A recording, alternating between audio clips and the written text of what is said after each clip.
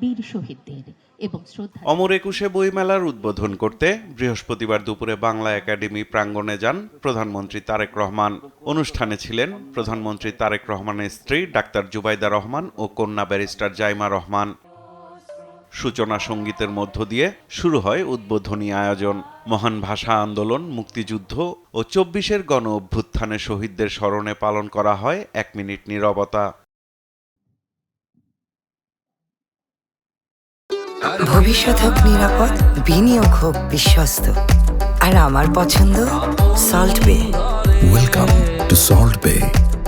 কবিতা, সাহিত্য, প্রবন্ধ, মুক্তিযুদ্ধ সহ ৮ ক্যাটাগরিতে বিশেষ অবদান রাখায় ৮ জন লেখকের হাতে বাংলা একাডেমি সাহিত্য পুরস্কার তুলে দেন প্রধানমন্ত্রী।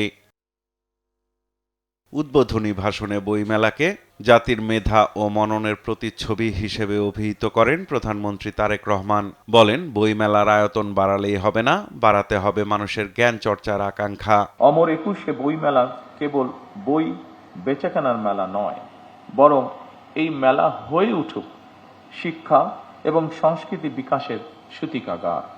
বর্তমানে প্রতিযোগিতামূলক বিশ্বে সমৃদ্ধি এবং সম্মানের সঙ্গে টিকে থাকতে হলে জ্ঞান এবং মেধাভিত্তিক রাষ্ট্র ও সমাজ প্রতিষ্ঠার মনে হয় বিকল্প নেই আমাদের সামনে।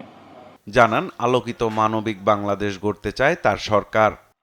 এই দেশকে সকল প্রকার অন্ধকার ও পশ্চাৎপদতা থেকে মুক্ত করে দল, মত, ধর্ম, বর্ণ নির্বিশেষে সকলের জন্য একটি নিরাপদ, মানবিক, গণতান্ত্রিক বাংলাদেশ গড়ে তুলতে আমি আপনাদের সকলের আন্তরিক সহযোগিতা কামনা করছি।